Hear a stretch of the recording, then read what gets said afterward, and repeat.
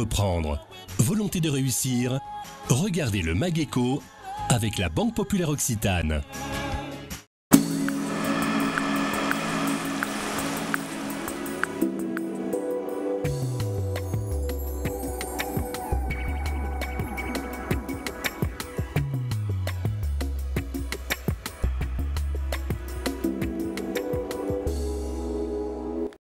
Bonjour et bienvenue dans ce nouveau numéro du MAG de l'Écho. Vous le savez, nous recevons chaque semaine un décideur qui fait l'actualité économique de Toulouse et de sa région. J'ai le plaisir aujourd'hui de recevoir Max Saïra. Bonjour et bienvenue. Bonjour. Alors, vous êtes le président du conseil de surveillance de Promologie. C'est le premier acteur du logement social en Midi-Pyrénées et en Languedoc-Roussillon. Désormais, vous nous expliquerez ça.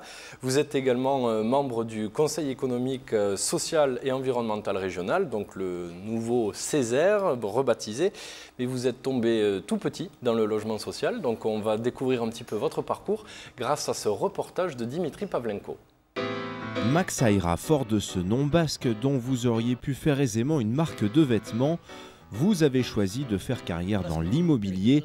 Bien vous en a pris puisque vous présidez aujourd'hui Promologie, numéro 1 régional du logement social. Logement social ou logement abordable, puisqu'en termes de marché, je ne sais pas si vous le savez, le logement social se loue à 6 € le mètre carré. Le marché aujourd'hui est à 9,50 €, voire 11,50 € sur le marché locatif libre. Libre, Max Saïra, vous l'étiez quand il y a 36 ans, vous êtes entré à la Samaï, l'ancien nom de Promologie. Diplômé des Ponts et Chaussées, vous débutez comme directeur des travaux, puis vous gravissez les échelons à mesure que la société grossit, en apprenant sur le tas, de sable bien sûr. Je suis un autodidacte, complètement, et effectivement j'ai fait toute ma carrière dans Promologie, y compris d'ailleurs au plan national, puisqu'on m'a confié des responsabilités nationales. Vous cumulez d'ailleurs plusieurs mandats, au MEDEF notamment, chef d'entreprise militant, vous êtes aussi amateur d'art, mécène à 16 heures. Des jeunes artistes en général, que je découvre au hasard des circonstances. L'essentiel, c'est que ça soit bien dans le décor. Une déco qui fait beau certes, mais elle contient aussi un message. Cette œuvre, c'est la porte de l'impossible. Voilà. La porte de l'impossible. Oui. C'était le nom de baptême de l'œuvre et c'est pour ça que je l'ai choisi.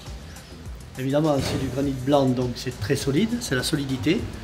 Et c'est la porte de l'impossible que nous prenons tous les jours, pratiquement. Voilà. Voilà, alors Max Saïra, vous êtes, vous et le logement social, c'est une longue histoire d'amour, hein, je dirais. Vous avez débuté en quelle année dans ce secteur? En 1973, oui. Donc j'avais tout juste 25 ans, et je sortais d'une collectivité locale qui était Muret, puisque la société que je préside aujourd'hui, ex-SAME, Société Anonyme Muretais d'Aménagement Immobilier, est née à Muret en 1954.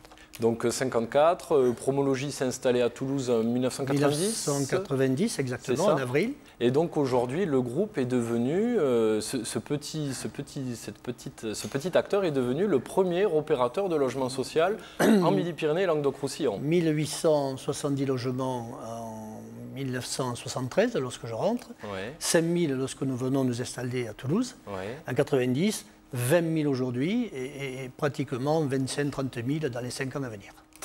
C'est énorme. Comment vous expliquez cette croissance d'activité? Cette croissance, nous l'avons parfaitement développée puisque nous avons fêté notre 20 millième logement au mois d'octobre à la Cité de l'Espace. Ouais. Bah, écoutez, il y a eu à la fois de la croissance endogène, c'est-à-dire nous construisons depuis quelques années plus de 1000 logements par an. Nous sommes un des 10 plus grands opérateurs de France dans le logement social. Et nous avons fait de la croissance externe.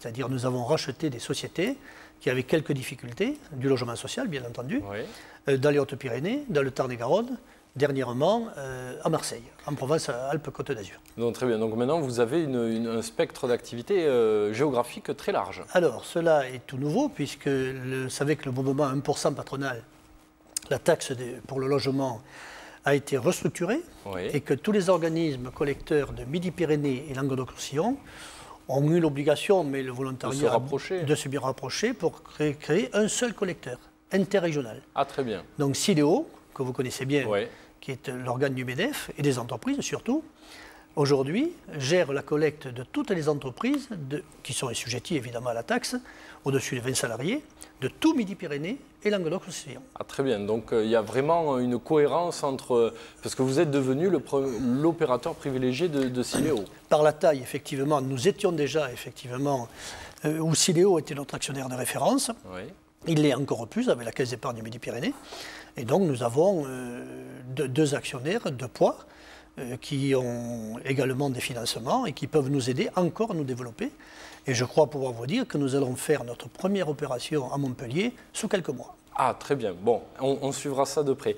Alors, vous avez une âme d'entrepreneur, mais toujours, vous m'avez dit, dans le social. C'est votre combat, c'est le logement abordable, c'est ça? Ah, ce n'est que le logement abordable. Et il en manque tellement que je peux le redire et le redire à nouveau. C'est pour ça que notre entreprise a pour seul objectif de faire du logement locatif.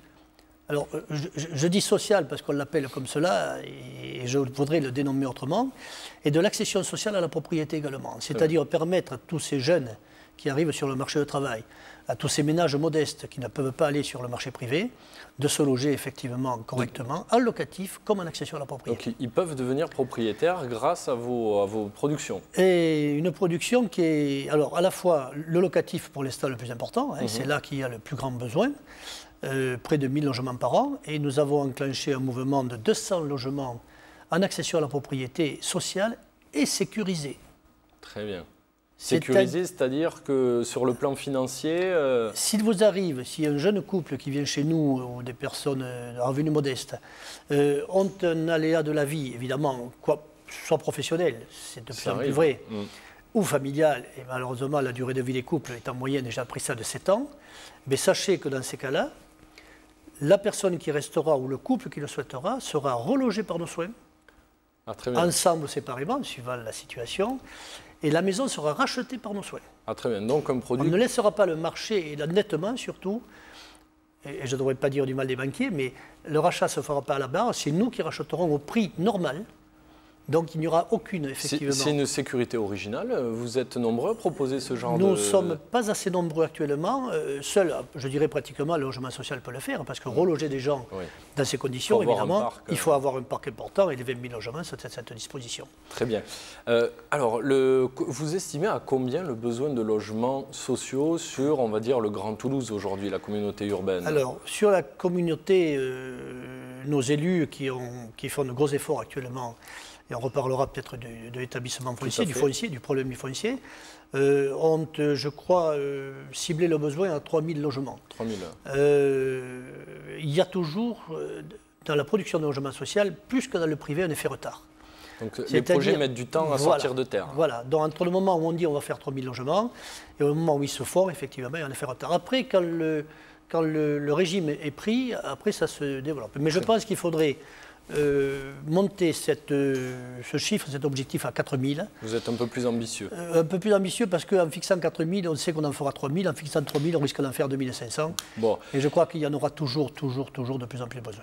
Très bien. Donc Pierre Cohen a décidé avec l'équipe du Grand Toulouse de mettre en place l'établissement public foncier. C'est un établissement qui est censé gérer le foncier, avoir la main sur le terrain pour pouvoir lancer plus facilement du logement social et éviter la spéculation. C'est une mesure que vous appréciez? C'est une mesure qui était indispensable, qui arrive mieux vaut tard que jamais, qui produira des effets évidemment assez vite certainement, car j'ai lu certainement comme vous que les 14 millions de taxes qui vont être entre guillemets collectées permettraient par un effet levier d'engager quelques 200 millions d'euros de réserves foncières. Donc il y a un effet de levier très important. Vous imaginez, il y a un effet de levier très important, mais ça ne suffira pas.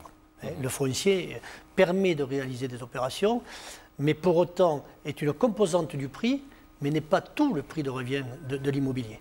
Et donc il faut agir sur d'autres paramètres. Parce qu'il y a une petite spéculation qui fait jour en ce moment sur le foncier. Les opérateurs privés font monter les prix et du coup privent les opérateurs de logements sociaux de pouvoir accéder à du foncier. Alors, de toute façon, l'inflation foncière, de toute façon, la dérive foncière, elle ne profite qu'à quelques-uns. Pas forcément d'ailleurs à celui qui achète le foncier, mais à celui qui le vend. Et je ne vois pas comment aujourd'hui, à titre de quoi, on pourrait s'enrichir de façon exorbitante, sur le dos de l'intérêt général. Donc il y a un véritable problème à ce niveau-là, et je peux vous parler notamment de la densification. Oui, c'est indispensable pour Toulouse de densifier. C'est indispensable. Toulouse va recevoir, vous le savez, première croissance démographique de France. Et j'ajoute première croissance économique de France. On pourra y revenir si vous voulez. Donc tous ces gens qui arrivent sur Toulouse, il faut les loger convenablement, avec un rapport qualité-prix qui leur permette de dégager ce qui est le cas du logement social, dont je dirais après qu'il faudra l'appeler logement locatif aidé. Ça serait moins stigmatisant. C'est vrai. Je le dis partout. C'est du marketing, mais ça peut aider à faire passer les messages. Ça peut aider, je crois qu'on y arrivera. Donc je reviens, quand les locataires viennent chez nous, des salariés d'entreprise ou autres, peu importe, et que vous leur offrez un loyer à 6 € le mètre carré, 50 €, 6 €, 300 € le mois, alors que le marché est à 9,5 €, voire un défiscalisé à 11,5 €. C'est vrai. Le différentiel, où va-t-il? Il va dans les financements. Forcément. Ouais. Il va dans l'économie, je ne sais pas si elle est virtuelle, celle-là, on ne saura jamais, mais c'est du pouvoir d'achat au moins. Alors, vous êtes également membre du Conseil économique et social régional et environnemental, Césaire. Vous recevez, vous êtes membre du MEDEF également, et vous recevez Laurence Parisot la semaine prochaine, cette semaine pour la Grande Tribune. Vous allez lui parler habitat, bien évidemment. Alors, nous avons, je vais évidemment animer l'atelier dont je suis responsable, et la commission. Cette année, nous allons parler uniquement habitat et déplacement, car les deux sont liés.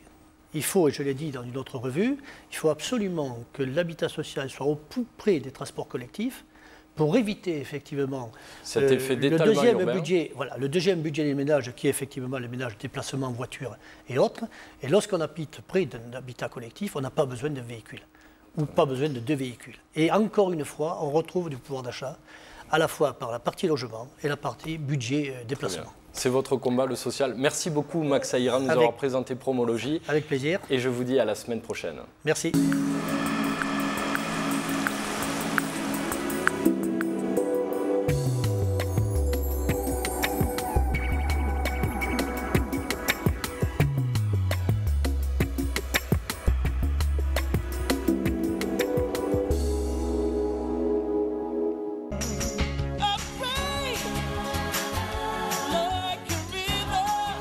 Envie d'entreprendre, volonté de réussir, c'était le MAGECO avec la Banque Populaire Occitane.